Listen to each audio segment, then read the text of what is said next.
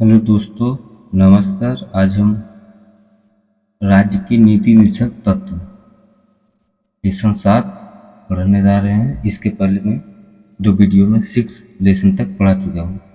ठीक है, इसमें आज पहला है आपका नीति निर्देशक तत्वों का प्रावधान संविधान के भाग 4 में अनुच्छेद 36 से 51 के अंतर्गत किया गया है। ये तत्व संविधान की आकांक्षाओं और प्रतिज्ञाओं को अभिव्यक्ति प्रदान करते हैं। ग्रेनविल ऑस्टिन के अनुसार भारत का संविधान मूलतः एक सामाजिक प्रलेख है। इसके अधिकांश प्रावधान सामाजिक क्रांति के लक्ष्यों को बढ़ावा देने के उद्देश्य से बनाए गए हैं और यह सामाजिक क्रांति संविधान के राज्य नीति निर्देशक तत्व में दिखाई देती है। भारत संविधान में राज्य के नीति निर्देशक तत्वों की संकल्पना को वर्ष 1937 में निर्मित आयरलैंड के संविधान से लिया गया है। डॉक्टर भीमराव अम्बेडकर के शब्दों में संविधान निर्माताओं का उद्देश्य नहीं था कि आर्थिक लोकतंत्र की स्थापना के लिए संविधान में एक ठोस कार्यक्रम का उल्लेख किया जाए, बल्कि उनकी इच्छा थी कि प्रत्येक सरकार आर्थिक प्रजातंत्र की स्थापना के लिए प्रयास करेगी।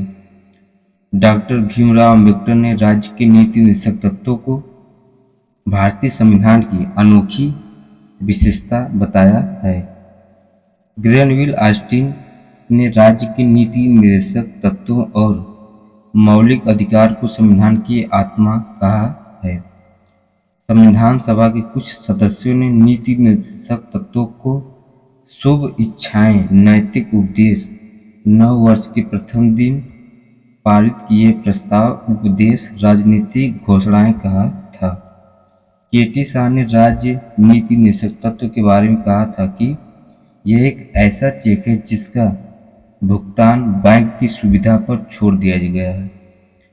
प्रोफेसर जेनिंग ने कहा कि नीति निर्देशक सिद्धांतों को कोई निश्चित तथा तर्कसंगत आधार नहीं है। यह स्पष्ट है कि उन्हें न तो उचित रूप से क्रमबद्ध किया गया है और न ही तार्किक रूप से वर्गीकृत किया गया है। अल्लादी कृष्णस्वामी अय्यर ने कहा कि कोई भी लोकप्रिय मंत्रिमंडल संविधान के चतुर्थ भाग के उपबंध का उल्लंघन करने का दुस्साहस नहीं करेगा। राज्य की नीति निर्देशक तत्व डीपीएसपी प्लस मौलिक अधिकार एफआर संविधान की आत्मा एवं दर्शन भाग 4 अनुच्छेद 36 से 51 नीति निर्देशक तत्व राज्य पर नैतिक बाध्यता आरोपित करते हैं। नीति निर्देशक तत्व सामाजिक आर्थिक लोकतंत्र को स्थापित करने में महत्वपूर्ण भूमिका निभाते हैं। इनकी प्रकृति सकारात्मक है, जबकि मूल अधिकारों की प्रकृति नकारात्मक है। राज्य के नीति निर्देशक तत्व मूल अधिकारों के पूरक हैं।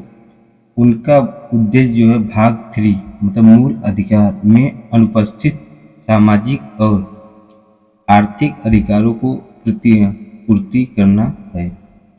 नीति निर्देशक तत्वों की प्रकृति की वर्गीकरण निम्नवत है। पहला जो है राजनीतिक नीतियों से संबंध, दूसरा है आर्थिक नीतियों से संबंध, तीसरा है सामाजिक नीतियों से संबंध और चौथा जो है आपका शिक्षा एवं संस्कृति से संबंधित, पांचवा है स्वास्थ्य संबंधित नीतियों से संबंध। उसके बाद आपका आता है गोलकनाथ बनाम पंजाब राज्य मामला 1967 पूछता भी है। नीति निर्देशक तत्वों को लागू करने हेतु मूल अधिकारों में संशोधन नहीं किया जा सकता है। मिनवा मिल्स वाद 1980 में मूल अधिकार डीपीएसपी मतलब नीति निर्देशक तत्व के बीच सामंजस्य और संतुलन भारतीय संविधान की आधारशिला है। ये दोनों एक दूसरे के पूरक भी हैं। Sir VN. राव संविधान सभा संवैधानिक सलाहकार ने सिफारिश की थी कि व्यक्तिगत अधिकारों को 2 श्रेणियों में विभाजित किया जाना चाहिए और न्यायोचित, गैर न्यायोचित, जिसे प्रारूप समिति द्वारा स्वीकार कर लिया गया था। आगे आपका है राज्य के नीति निषेध तत्वों में मतलब डीपीएसपी की विशेषताएं क्या क्या है।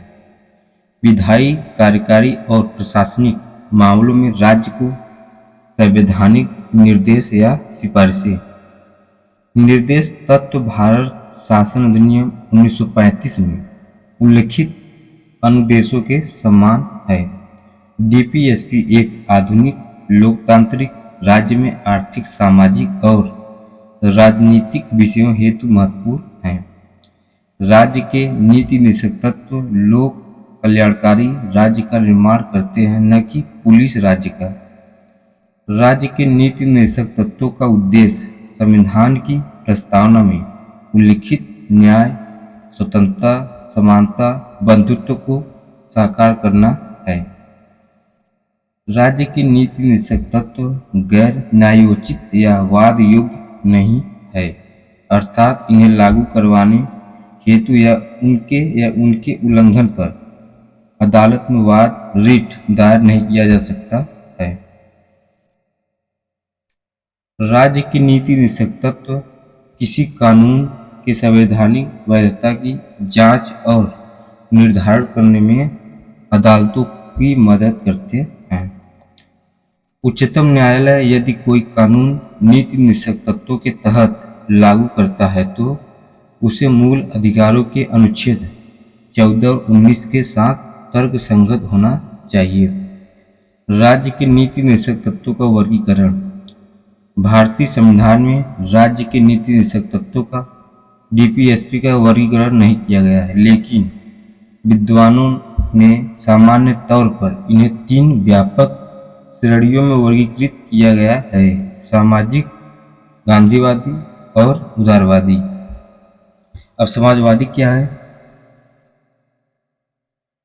इस वर्ग के राज्य की नीति निषेध तत्व समाजवाद की विचारधारा से प्रेरित है तथा लोकतांत्रिक, सामाजिक या समाजवादी राज्य का खाका खींचते हैं। इनका लक्ष्य है सामाजिक और आर्थिक न्याय प्रदान करना है। आर्टिकल 38 में राज्य सामाजिक व्यवस्था में लोक कल्याण की अभिवृद्धि हेतु सामाजिक, आर्थिक, राजनीतिक एवं न्याय सुनिश्चित करेगा। इसके अतिरिक्त आय की असमानताओं को कम करने का प्रयास करेगा और प्रतिष्ठा, सुविधाओं व अवसरों की असमानता को भी कम करेगा। 44वें संविधान संशोधन 1978 द्वारा जोड़ा गया है। आर्टिकल 39 में कहा गया है कि राज्य की नीति को आजीविका के पर्याप्त साधनों को सुरक्षा या सुरक्षित करना चाहिए। सभी के बीच संसाधनों का समान वितरण, धन और उत्पादन के साधनों के संकेंद्रण को रोकना है। पुरुषों और महिलाओं के लिए समान काम के लिए समान वेतन मिलेगा। श्रमिकों की शक्ति व बच्चों की सुकुमार अवस्था का दुरुपयोग न हो। आर्थिक विवशता के कारण नागरिकों को ऐसे रोजगार में न जाना पड़े जो उनकी आयु व शक्ति के अनुरूप हो। बच्चों के स्वस्थ विकास का अवसर। 42वां संविधान संशोधन आर्टिकल 39 का समान न्याय को बढ़ावा देना और गरीबों को निःशुल्क कानूनी सहायता प्रदान करना 42वें संविधान संशोधन द्वारा जोड़ा गया है। आर्टिकल 41 में कहा गया कि बेरोजगारी, वृद्धावस्था, बीमारी की स्थिति में कार्य, शिक्षा और सार्वजनिक सहायता का अधिकार है। आर्टिकल 42 में काम की न्यायसंगत और मानयोचित दशाओं का प्रावधान है। आर्टिकल 43 में राज्य कर्मकारों के लिए निर्वाह योग्य मजदूरी, उचित जीवन स्तर, अवकाश का उपयोग सुनिश्चित करने वाली कार्यदशाएं, सामाजिक और सांस्कृतिक अवसर को सुनिश्चित करना। आर्टिकल 43 क में उद्योगों के प्रबंधन में कामगारों का भाग लेना 42वें संविधान संशोधन द्वारा जोड़ा गया है। आर्टिकल 47 पोषाहार स्तर और जीवन स्तर को ऊंचा करने तथा लोक स्वास्थ्य का सुधार करने का राज्य का कर्तव्य है। इसके बाद आता है आपका गांधीवादी। ये क्या है? डीपीएसपी का यह वर्ग गांधीवादी विचारधारा पर आधारित है। ये महात्मा गांधी द्वारा राष्ट्रीय आंदोलन के दौरान पुनर्निर्माण के कार्यक्रम का प्रतिनिधित्व करते हैं। आर्टिकल 49 में क्या है? ग्राम पंचायतों का संगठन, जमीनी स्तर पर लोकतंत्र स्थापित करना है।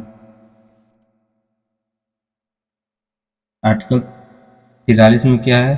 43 में तो ग्रामीण क्षेत्रों में वैयक्तिक एवं सहकारी आधार पर कुटीर उद्योगों को बढ़ावा देना। आर्टिकल 43 ख में क्या है? सहकारी समितियों के स्वैच्छिक गठन, स्वायत्त या संचालन, लोकतांत्रिक नियंत्रण और पेशेवर प्रबंधन को बढ़ावा देना। 97 संशोधन 2011 द्वारा जोड़ा गया है। अनुच्छेद 46 में एससी, एसटी और समाज के अन्य कमजोर वर्गों के शैक्षणिक और आर्थिक हितों को बढ़ावा देने के लिए उन्हें सामाजिक अन्याय और शोषण से बचाने के लिए है। आर्टिकल 47 में मादक पेय और नशीले पदार्थों का सेवन प्रतिबंध करना। आर्टिकल 48 में क्या है? राज्य गायों और बछड़ों तथा अन्य दुधारू पशुओं के वध पर रोक लगाने और उनकी नस्लों में सुधार करने के लिए भी कदम उठाएगा। इसके बाद आता है उदारवादी सिद्धांत क्या है। इसमें आर्टिकल 44 में नागरिकों के लिए एक समान सिविल संहिता यूसीसी। अनुच्छेद 45 में राज्य प्रारंभिक शैशवावस्था की देखरेख और सभी बालकों को उस समय तक जब तक कि वे 6 वर्ष की आयु न पूर्ण कर ले शिक्षा प्रदान करने के लिए प्रयास करेगा। 86वें संशोधन 2002 द्वारा जोड़ा गया है। इसके बाद आपका आता है आर्टिकल 48 में आधुनिक और वैज्ञानिक आधार पर कृषि और पशुपालन को व्यवस्थित करना ही पूछता है। ठीक है, इम्पोर्टेंट है। आर्टिकल 48 का में पर्यावरण का संरक्षण तथा संवर्धन और वन तथा वन्य जीवों की रक्षा का प्रयास करेगा। 42वें संशोधन 1976। आर्टिकल 49 में राष्ट्रीय महत्व के स्मारकों, स्थानों और वस्तुओं का संरक्षण करना किस आर्टिकल में है? तो 49 आर्टिकल में है। 50 में 50 में कार्यपालिका से न्यायपालिका का पृथक्करण। आर्टिकल 51 में राज्य, अतिरिक्त या अंतर्राष्ट्रीय शांति व सुरक्षा की अभिवृद्धि, राष्ट्रों के बीच सम्मानजनक संबंध बनाए रखने, अंतर्राष्ट्रीय कानूनों और संधि दायित्वों के सम्मान बढ़ाने और अंतर्राष्ट्रीय विवादों के मध्यस्थ द्वारा समाधान करने का प्रयास करेगा। भाग 4 से अतिरिक्त निर्देश क्या है? तो आर्टिकल 335 भाग 16 सेवाओं और पदों के लिए अनुसूचित जाति और अनुसूचित जनजातियों के दावे हैं। आर्टिकल 350 का भाग 17 में है प्राथमिक स्तर पर मातृभाषा में शिक्षा की सुविधाएं, हिंदी भाषा के विकास के लिए निर्देश और मूल अधिकारों और नीति निषेध तत्वों के टकराव। अब एक साइड आपका सुप्रीम कोर्ट के मामले और उच्चतम न्यायालय की राय क्या है।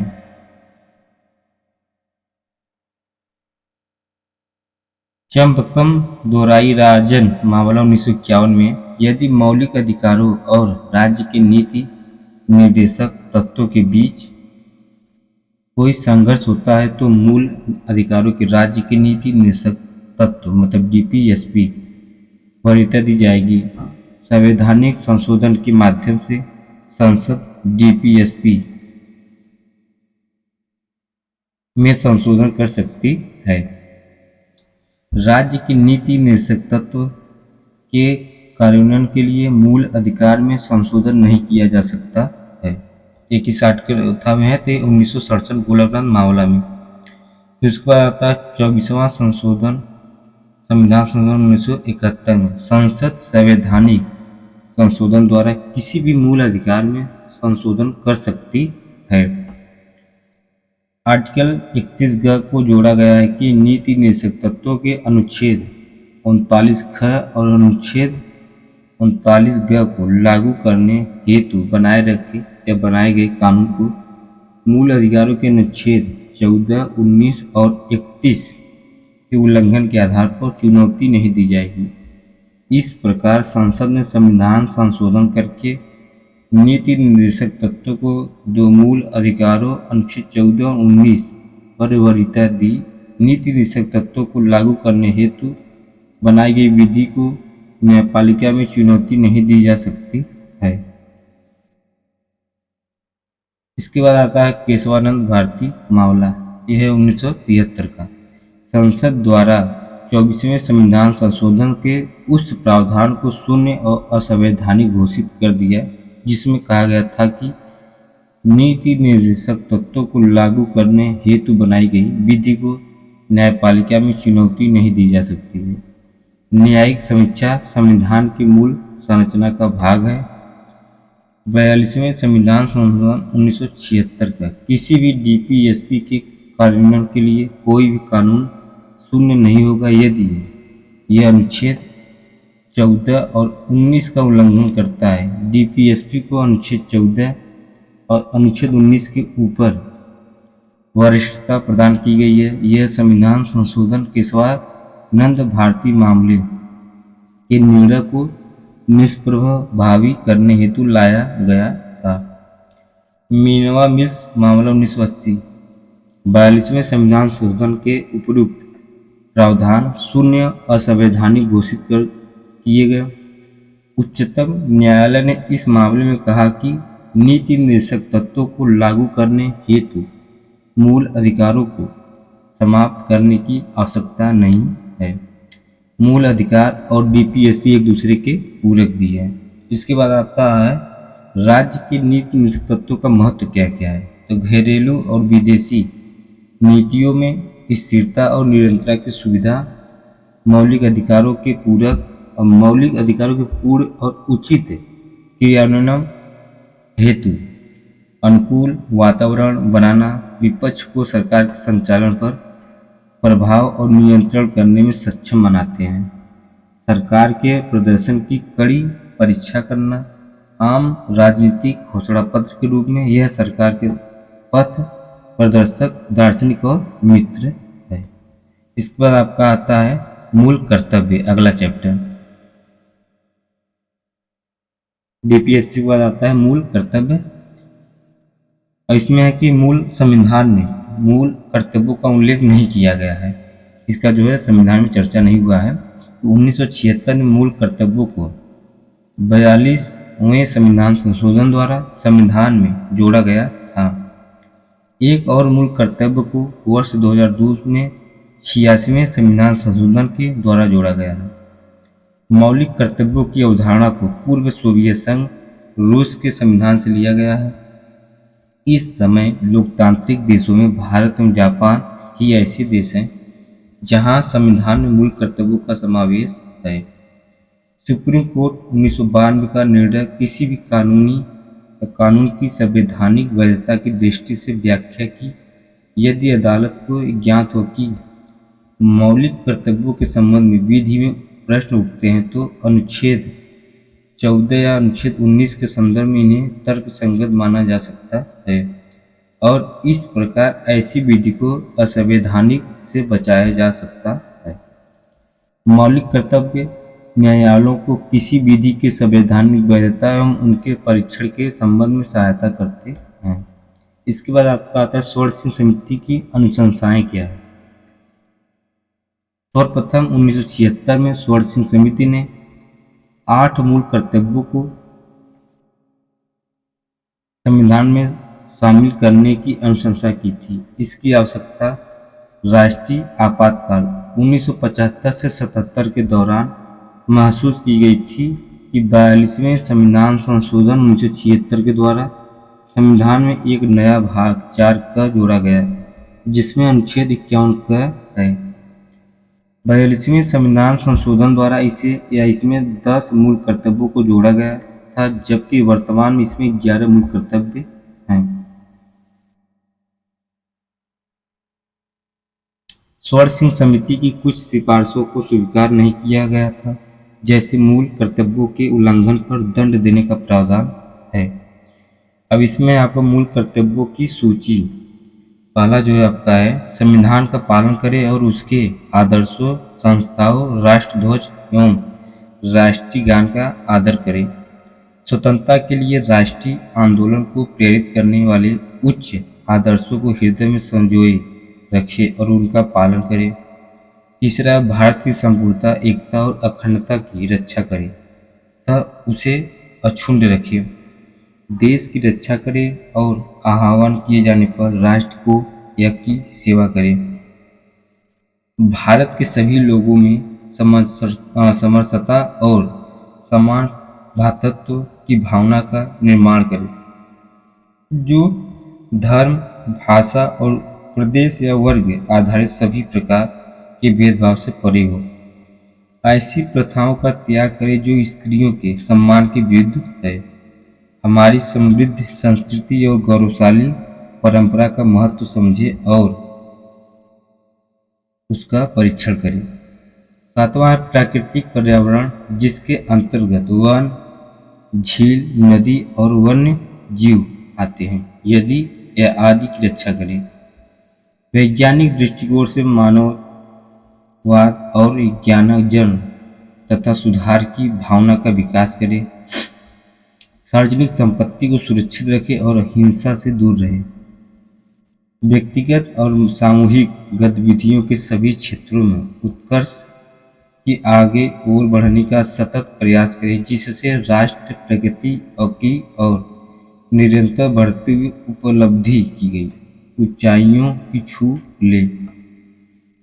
जो माता पिता या संरक्षक हो, वह 6 से 14 वर्ष के बीच की आयु के अथवा स्थिति अपने बच्चे अथवा प्रतिपाल्य को शिक्षा प्राप्त करने का अवसर प्रदान करें।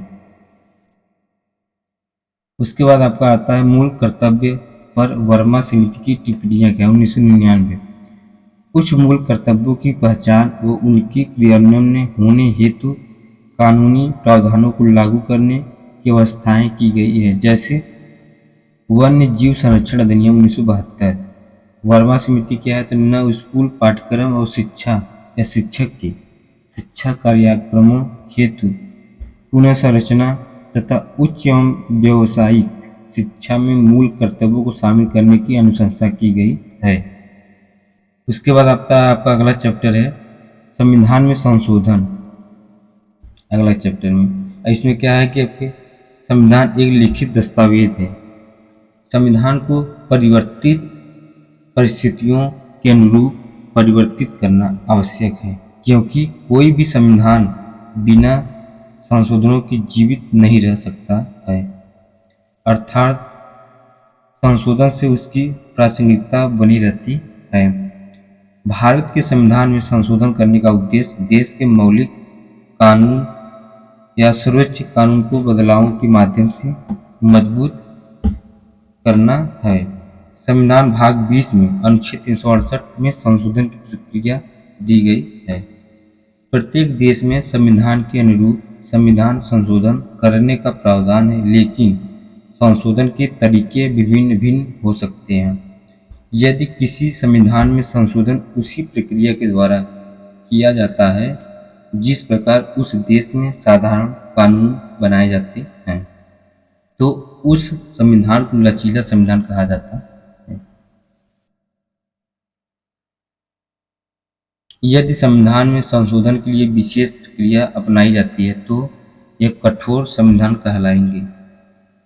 भारतीय संविधान में संविधान संशोधन की प्रक्रिया न तो ब्रिटेन के समान लचीली है और न ही यूएसए के समान कठोर। यह दोनों का सम्मिलित रूप है। संसद संविधान में संशोधन तो कर सकती है, लेकिन मूल ढांचे से जुड़े प्रावधानों को संशोधित नहीं कर सकती है। केशवानंद भारतीयवाद 1973। संविधान संशोधन के प्रावधान दक्षिण अफ्रीका के संविधान से लिए गए हैं।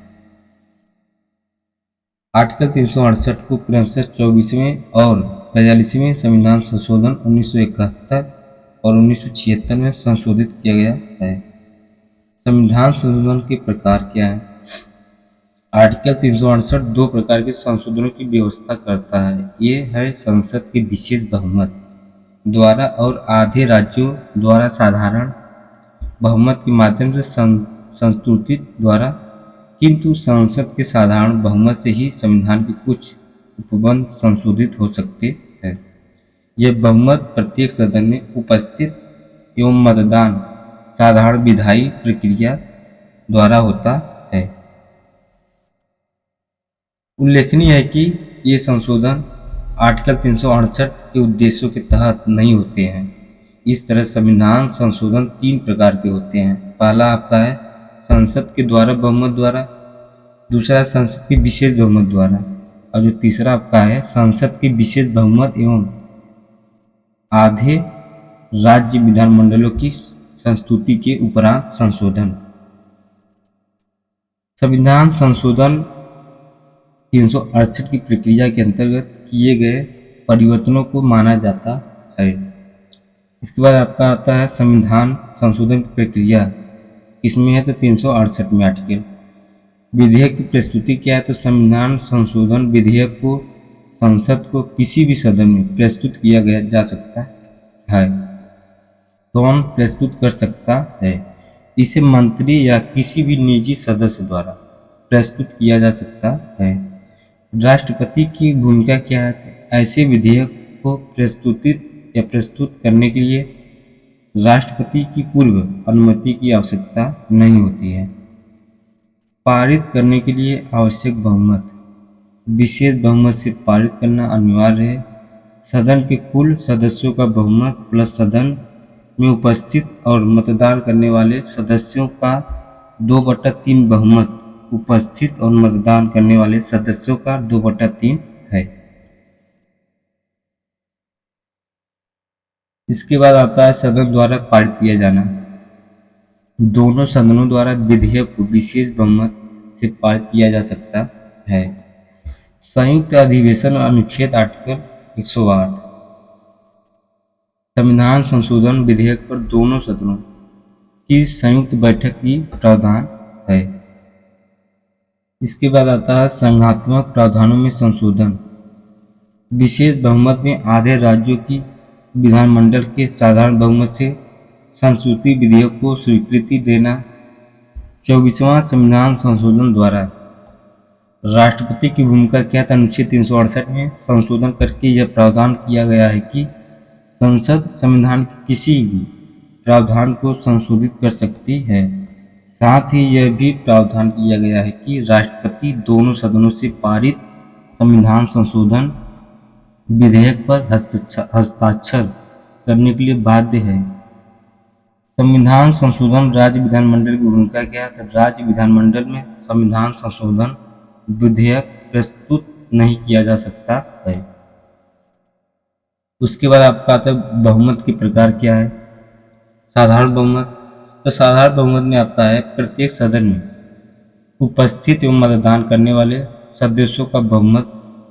यह एक सामान्य कानून पारित करने की एक समान है। ऐसे संशोधनों को अनुच्छेद 368 के तहत किया गया संशोधन नहीं माना जाता है। उदाहरण के लिए हाल ही में सर्वोच्च न्यायालय के न्यायाधीशों की संख्या 31 से बढ़ाकर 34 की गई है। विशेष बहुमत में सदन के कुल सदस्यों का बहुमत रिक्तियों और अनुपस्थिति सहित और प्रत्येक सदन की उपस्थित एवं मतदान करने वाले सदस्यों का 2/3 बहुमत है। उदाहरण में 103वें संशोधन के माध्यम से आर्थिक से पिछड़े वर्गों के लिए 10% आरक्षण है। संसद का विशेष बहुमत और आधे राज्यों की सहमति क्या है? तो विशेष बहुमत में तथा आधे राज्यों की विधानमंडल के साधारण बहुमत से संस्तुतित है।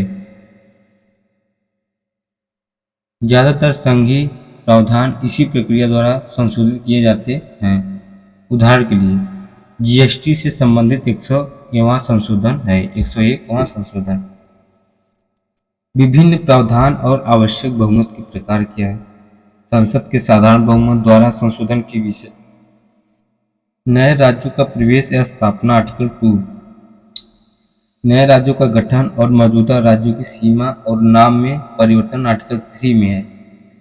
दूसरी अनुसूची में वेतन भत्ते और विशेषाधिकार, राज्यों में विधान परिषद का गठन एवं विघटन आर्टिकल 169 में है।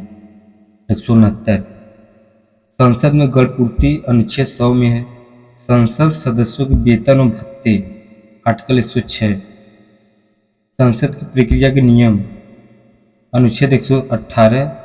संसद में अंग्रेजी भाषा का प्रयोग, सर्वोच्च न्यायालय में न्यायाधीशों की संख्या, संसद उसके सदस्यों और समितियों के विशेषाधिकार आर्टिकल 105 में है। सर्वोच्च न्यायालय की आधिकारिकता में वृद्धि अनुच्छेद 138 है और आधिकारिक भाषा का उपयोग जो है आर्टिकल 343 में है।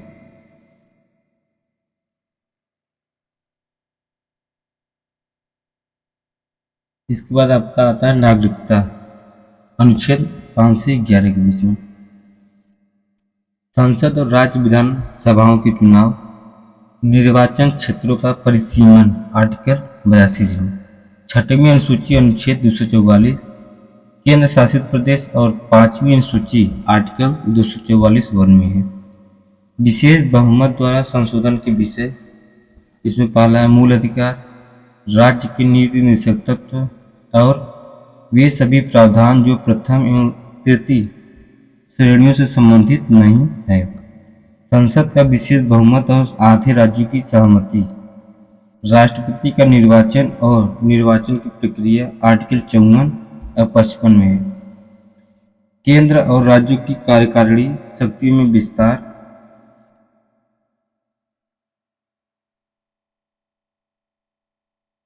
सर्वोच्च न्यायालय और उच्च न्यायालय आर्टिकल 124 और 214। केंद्र और राज्यों के बीच विधायी शक्तियों का वितरण, 7वीं अनुसूची आर्टिकल 246 में है। संसद में राज्यों का प्रतिनिधित्व। उसके बाद है अनुच्छेद 368 संशोधन प्रक्रिया की आलोचना। राज्य विधानमंडल में संशोधन की प्रक्रिया शुरू नहीं की जा सकती है, केवल संसद द्वारा ही। राज्य सिर्फ एक ही संशोधन के लिए प्रस्ताव कर सकती है।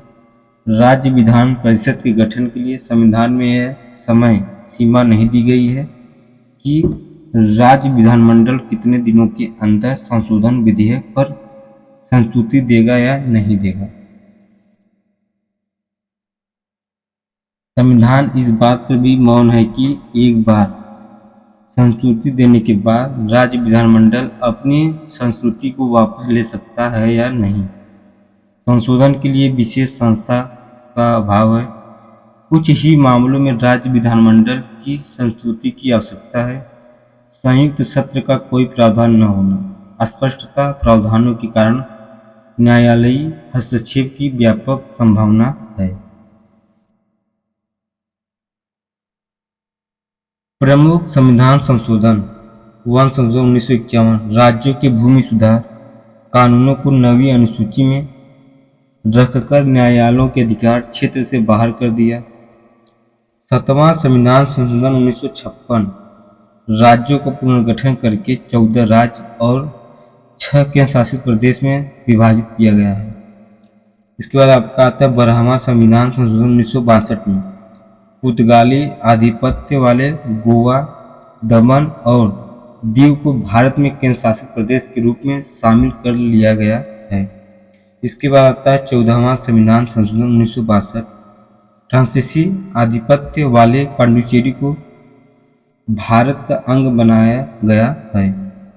इसके बाद आपका आता है 26वां संविधान संशोधन 1971, राजाओं के प्रीवर्स तथा विशेषाधिकार समाप्त। इसके बाद 27वां संविधान संशोधन 1971, पूर्वोत्तर राज्यों का पुनर्गठन किया गया था। इसमें 35वां संविधान संशोधन 1974, सिक्किम को सह राज्य के रूप में भारत में सम्मिलित किया गया था। इम्पोर्टेंट। इसके बाद था 36वां संविधान संशोधन 1975, सिक्किम को पूरे राज्य का दर्जा मिला था। ये मोस्ट इम्पोर्टेंट है। 42वां संविधान संशोधन 1976, प्रस्तावना पंथ निरपेक्ष समाजवादी अखंडता शब्द जोड़े गए हैं। इसे लघु संविधान भी कहा जाता है। राष्ट्रपति मंत्रिमंडल की सलाह मानने के लिए बाध्य मौलिक कर्तव्यों का समावेश है। 42वां संविधान संशोधन 1978 संपत्ति के मौलिक अधिकार को समाप्त किया गया है।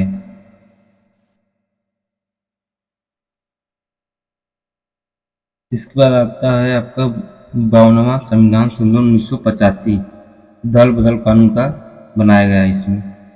इसके बाद है आपका 73वां संशोधन 1992 पंचायती राज को संवैधानिक स्थिति प्रदान की गई है।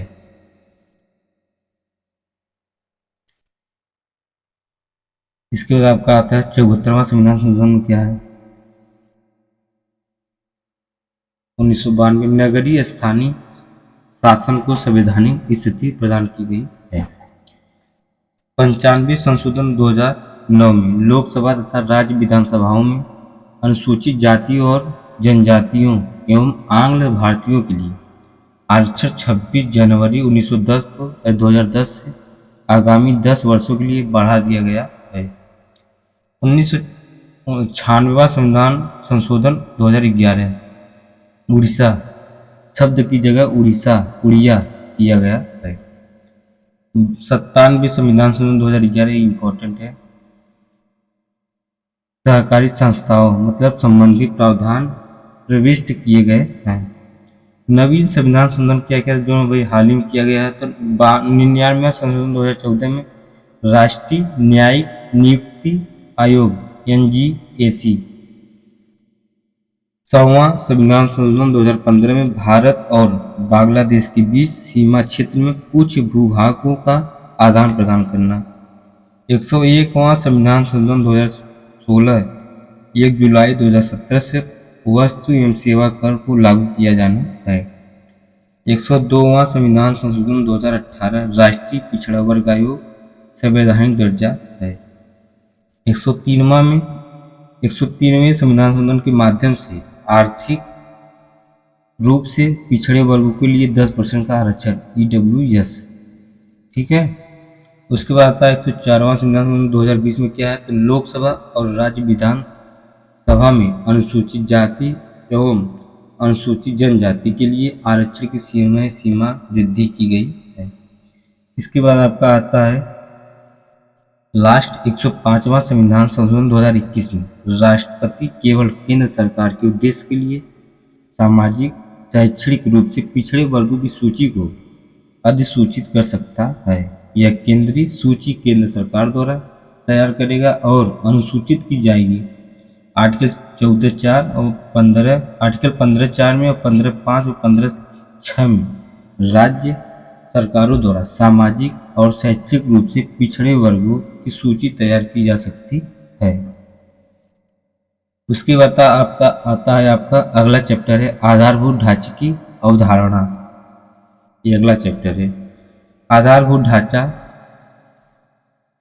बेसिक स्ट्रक्चर मतलब उन बुनियादी और आंतरिक मूल्यों को समाहित करता है जो भारतीय संविधान के आधार पर निर्माण करते हैं। अनुच्छेद 368 के तहत संसद द्वारा आधारभूत ढांचे में संशोधन नहीं किया जा सकता है। आधारभूत ढांचे की अवधारणा न्यायपालिका द्वारा दी गई है। इस अवधारणा का विकास संविधान के तहत परिभाषित नहीं है और उच्चतम न्यायालय या किसी अन्य न्यायालय द्वारा इसकी परिभाषा नहीं दी गई है। उच्चतम न्यायालय के विभिन्न निर्णय आधारभूत ढांचे के तत्वों का वर्णन करते हैं। आधारभूत ढांचे का विकास उच्चतम न्यायालय मतलब सुप्रीम कोर्ट के निर्णय और संविधान संशोधन।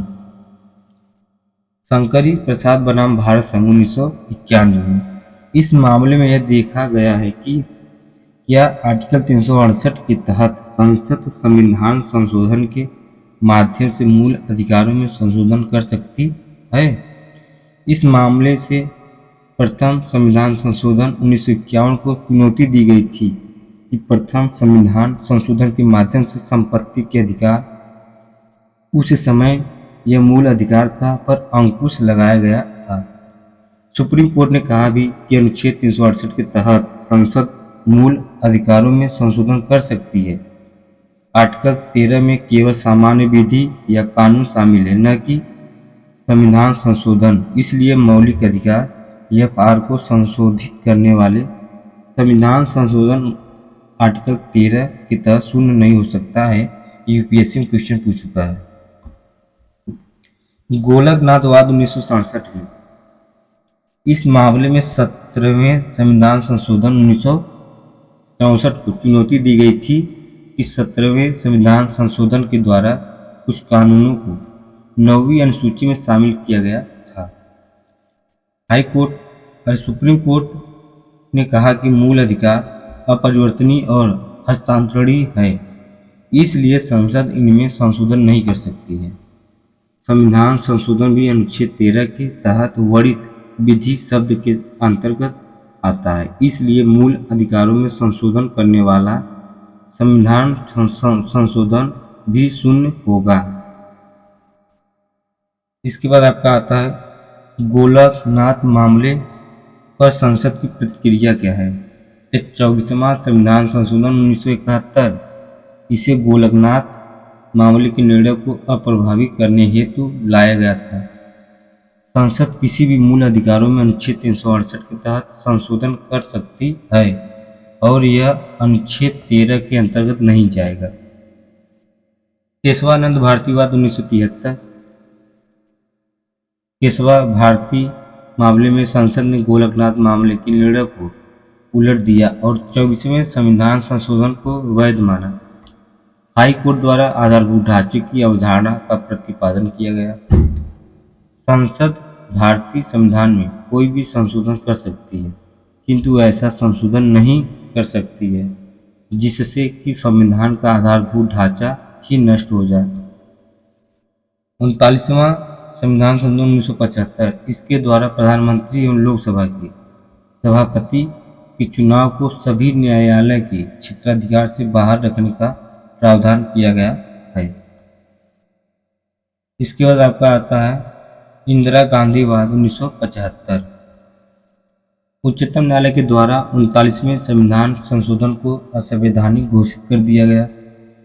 उच्चतम न्यायालय ने कहा कि न्यायिक समीक्षा संविधान का आधारभूत ढांचा है।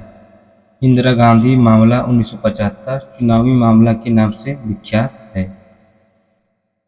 42वां संविधान संशोधन 1976, यह संविधान संशोधन केशवानंद भारती मामले के निर्णय को अप्रभावी करने हेतु लाया गया था। इसके द्वारा अनुच्छेद 368 में संशोधन किया गया। संसद की संविधान संशोधन की शक्ति असीमित है और इसके द्वारा किए गए संविधान संशोधन को न्याय या न्यायालय में चुनौती नहीं दी जा सकती है।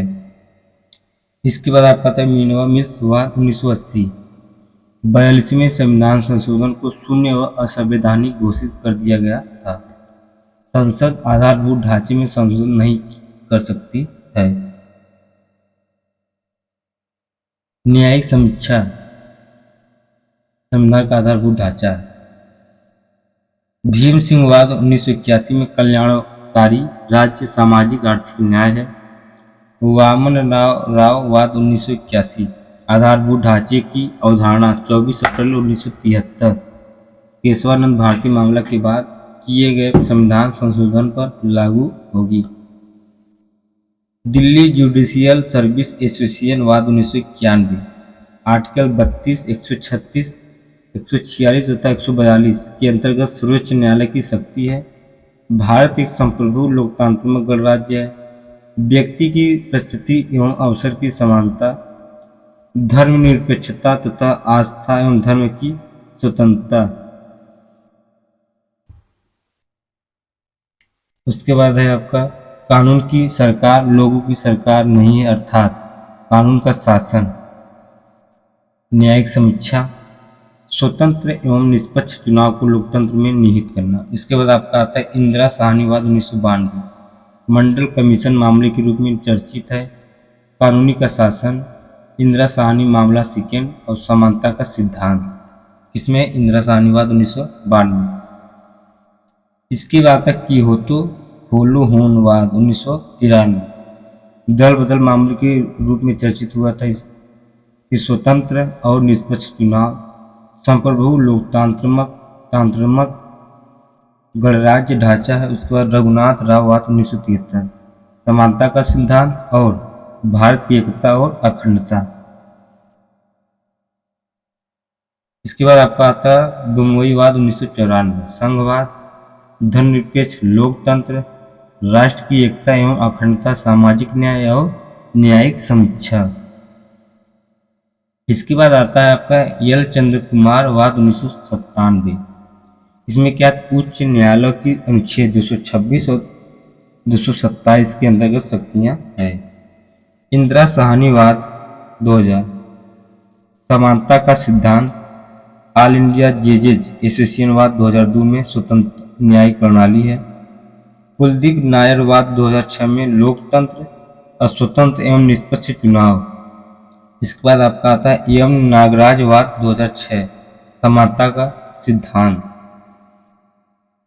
आई आर सेलो या कोल्हियो वाद 2007 में 9वीं अनुसूची में शामिल की गई विधियों की भी न्यायिक समीक्षा आधारभूत ढांचे के उल्लंघन के आधार पर की जा सकती है।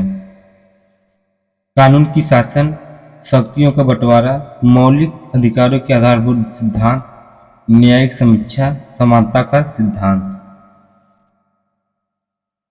इसके बाद आपका आता है आधारभूत संरचना के तत्व क्या क्या है। तब विभिन्न फसलों या फैसलों के आधार पर निम्नलिखित की मूल संरचना अथवा इसके तत्व के रूप में पहचान की जा सकती है। पहला है संविधान की सुरक्षितता, दूसरा है आपका संविधान का संघीय स्वरूप, तीसरा है संविधान का धर्मनिरपेक्ष स्वरूप, चौथा राष्ट्र की एकता एवं अखंडता, पांचवा आपका न्यायिक समीक्षा, उसके बाद भारतीय राजनीति की सार्वभौम लोकतांत्रिक तथा गणतांत्रिक प्रकृति, विधायिका, कार्यपालिका, न्यायपालिका के बीच शक्तियों का विभाजन, कल्याणकारी राज्य या सामाजिक आर्थिक न्याय। उसके बाद आता है वैयक्तिक स्वतंत्रता की गरिमा, संसदीय प्रणाली, स्वतंत्र एवं निष्पक्ष चुनाव, कानून की शासन, न्याय तक प्रभावकारी पहुंच और मौलिक अधिकारों तथा नीति निषेध तत्व मतलब डीपीएसपी सिद्धांत के बीच सौहार्द और संतुलन। इसके बाद आता है आपका अनुच्छेद 226 तथा 277 के अंतर्गत उच्च न्यायालयों की शक्ति, समत्व का सिद्धांत, न्यायपालिका की स्वतंत्रता, मौलिक अधिकारों के आधारभूत सिद्धांत या सार तत्व, संविधान संशोधन की संसद की समिति शक्ति। इसके बाद आपका आता है अगला चैप्टर संसदीय प्रणाली क्या है, जिसके विषय में आज चर्चा हम करेंगे।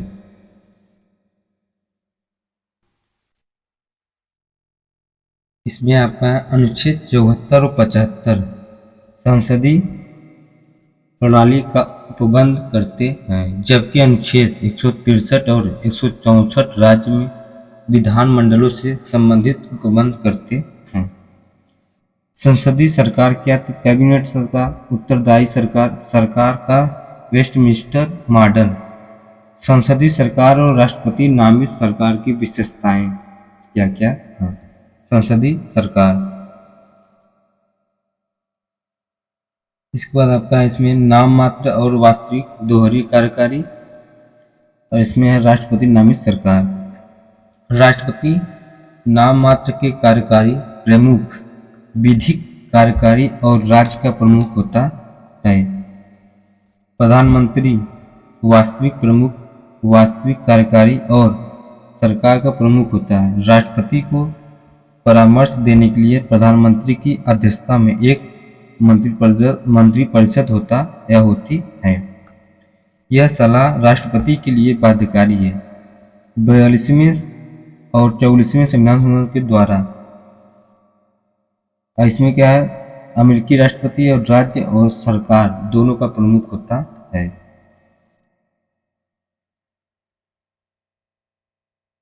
बहुमत प्राप्त दल का शासन में लोकतंत्र, लोकसभा में जिस राजनीतिक दल को बहुमत में सीटें प्राप्त होती है वही दल सरकार बनाता है। उस दल के नेता को राष्ट्रपति द्वारा प्रधानमंत्री के रूप में नियुक्त किया जा सकता है और अन्य मंत्रियों की नियुक्ति राष्ट्रपति द्वारा प्रधानमंत्री की सलाह पर की जाती है। यदि कोई भी दल बहुमत प्राप्त नहीं करता है तो राष्ट्रपति द्वारा दलों के गठबंधन को सरकार बनाने के लिए आमंत्रित किया जाता है। राष्ट्रपति को निर्वाचक मंडल द्वारा 4 साल की निश्चित अवधि के लिए निर्वाचित किया जाता है। राष्ट्रपति को कांग्रेस द्वारा हटाया नहीं जा सकता है, सिवाय यह एक गंभीर गैर संवैधानिक कार्य के लिए दोषी पाए जाने पर महाभियोग के द्वारा। सामूहिक उत्तरदायित्व। संसदीय सरकार का विशिष्ट सिद्धांत अनुच्छेद 75 मंत्रिपरिषद सामूहिक रूप से लोकसभा के प्रति उत्तरदायी होती है। लोकसभा मंत्रिपरिषद को अविश्वास प्रस्ताव पारित करके हटा सकती है। राष्ट्रपति और उसके सचिव कांग्रेस के प्रति उत्तरदायी नहीं होते हैं। राजनीतिक एकरूपता।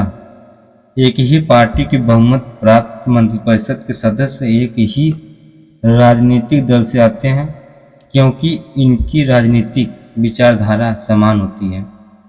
गठबंधन सरकार मंत्रिपरिषद के सदस्य सर्वसम्मति के प्रति बाध्य होते हैं। इसमें क्या है, कैबिनेट एक गैर निर्वाचित परमादर्शदात्री इकाई है। राष्ट्रपति द्वारा चयन और नियुक्ति होती है, केवल राष्ट्रपति के प्रति उत्तरदायी होते हैं। राष्ट्रपति द्वारा हटाया जा सकता है। दोहरी सदस्यता। मंत्री विधायिका और कार्यपालिका दोनों के सदस्य होते हैं। यदि जो व्यक्ति संसद का सदस्य नहीं है और मंत्री बनता है तो उसे 6 माह के अंदर संसद की सदस्यता लेनी होगी, अन्यथा मंत्री पद से त्यागपत्र देना होता है। राष्ट्रपति और उसके सचिव कांग्रेस के सदस्य नहीं होते हैं और न ही वे सत्र में भाग लेते हैं। विधायिका और कार्यपालिका के बीच शक्तियों का पूर्ण विभाजन होता है। प्रधानमंत्री का नेतृत्व क्या है, तो मंत्रिपरिषद के नेता संसद का नेता, सत्ता का दल नेता है। इसके बाद आपका आता है निचले सदन का विघटन क्या है, तो राष्ट्रपति द्वारा प्रधानमंत्री की सिफारिश पर लोकसभा को संसद का निचला सदन विघटित किया जा सकता है। इसमें क्या है, तो राष्ट्रपति द्वारा हाउस ऑफ रिप्रेजेंटेटिव कांग्रेस का निचला सदन मतलब विघटित नहीं किया जा सकता है। इसके बाद आता है गोपनीयता क्या है, तो मंत्री अपनी कार्रवाइयों को नीतियों और निर्णयों के बारे में गोपनीयता के सिद्धांत का पालन करते हैं। मंत्रियों के राष्ट्रपति द्वारा गोपनीयता की शपथ दिलाई जाती है और शक्तियों का उल्लंघन मतलब शक्तियों का विभाजन इसमें होता है। इसके बाद आपका आता है संसदीय प्रणाली के गुण और दोष। एक साइड आपका गुण है, एक साइड आपका है दोष। तो विधायिका और कार्यपालिका के बीच सामंजस्य क्या है, और इससे सरकार। संसदीय प्रणाली कार्यपालिका विधायिका का अंग है। विधायी और कार्यकारी अंगों के बीच सहयोग और सहकारी संबंधों को सुनिश्चित करती है। परिणाम स्वरूप दोनों अंगों के मध्य बहुमत कम विवाद होता है। अविश्वास प्रस्ताव। राजनीतिक दल बदल या गठबंधन टूटने के कारण सरकार अपना बहुमत खो सकती है। इसके बाद उत्तरदायी सरकार। इसमें मंत्री अपने कृत्यों के लिए संसद की प्रति उत्तरदायी होते हैं और संसद द्वारा कार्यपालिका पर नियंत्रण, प्रश्नकाल, विचार विमर्श या चर्चा, बहस, स्थगन प्रस्ताव, अविश्वास प्रस्ताव आदि के द्वारा रखती है। नीतियों की निरंतरता में सरकार में परिवर्तन से नीतियों में परिवर्तन होता है। यही निरंतरता लंबी अवधि में नीति निर्माण और कार्यान्वयन में अवरोध उत्पन्न करती है। इसके बाद आता है निरंकुशता को रोकता है। कार्यकारी शक्ति समूह में निहित होती है, न कि मंत्रिपरिषद में। यह व्यवस्था कार्यपालिका की निरंकुशता को रोकती है। मंत्रिमंडल की तानाशाही। पूर्ण बहुमत वाली सत्तारूढ़ पार्टी मंत्रिमंडल के पास असीमित शक्तियां, सभी नीतियां या मंत्रिमंडल द्वारा तय की जाती है। वैकल्पिक सरकार की व्यवस्था क्या थी, यदि सत्तारूढ़ दल बहुमत खो देता है तो राष्ट्रपति विपक्ष दल को वैकल्पिक सरकार बनाने के लिए आमंत्रित कर सकती है। शक्तियों का पृथक्करण के खिलाफ। मंत्रिपरिषद और मंत्रिमंडल विधायिका का हिस्सा है। मंत्रिमंडल विधायिका और कार्यपालिका दोनों का नेता होता है। व्यापक प्रतिनिधित्व। मंत्रिपरिषद सरकार के सभी वर्गों को क्षेत्रों का प्रतिनिधित्व करती है। अकुशल व्यक्तियों द्वारा सरकार संचालन। मंत्री अपने क्षेत्रों में विशेषज्ञ नहीं होते हैं। कम प्रशासनिक दक्षता। मंत्री केवल संसद से हो सकते हैं। प्रधानमंत्री के पास बाहर के विशेषज्ञों को चुनने का कोई विकल्प नहीं होता है। भारतीय और ब्रिटिश शासन प्रणाली में विभेद। भारतीय शासन प्रणाली और ब्रिटिश शासन प्रणाली। गणतंत्र प्रणाली राज्य के प्रमुख राष्ट्रपति निर्वाचित होते हैं। अप्रत्यक्ष रूप से संविधान की संप्रभुता। प्रधानमंत्री संसद के किसी भी सदन, लोकसभा और राज्यसभा के सदस्य होते हैं। एक ही व्यक्ति जो किसी भी सदन का सदस्य नहीं है उसे मंत्री के रूप में 6 महीने के लिए नियुक्त किया जा सकता है। इसमें राजशाही प्रणाली। राज्य के ब्रिटिश राज्य रानी वंशानुगत होते हैं। संसद की संप्रभुता। प्रधानमंत्री को संसद के निचले सदन का होना चाहिए। आमतौर पर संसद के सदस्यों को मंत्री के रूप में नियुक्त किया जाता है। और मंत्रियों की कानूनी जिम्मेदारी की व्यवस्था है। मंत्रियों को राज्य के मुखिया के रूप में कार्यालयीय कार्य में प्रति हस्ताक्षर जरूरी होता है। विपक्ष द्वारा सत्तारूढ़ दल के साथ संतुलन बनाने के लिए कैबिनेट में छाया कैबिनेट की व्यवस्था की जाती है। इसमें मंत्रियों की कानूनी जमींदारी की कोई व्यवस्था नहीं है। मंत्रियों का राज्य के मुखिया के रूप में कार्यालयीय कार्य में हस्ताक्षर करना जरूरी नहीं होता है। कैबिनेट में छाया कैबिनेट, शेडो कैबिनेट की व्यवस्था नहीं है। इसके बाद अगला चैप्टर आपका है संघीय व्यवस्था एवं केंद्र राज्य संबंध। अब ये वीडियो आपको अगले वीडियो में पढ़ाएंगे चैप्टर 1। और ये वीडियो आपको अच्छा लगे तो लाइक और सब्सक्राइब जरूर करना। जो भी सुझाव आप कमेंट में शेयर कर सकते हैं।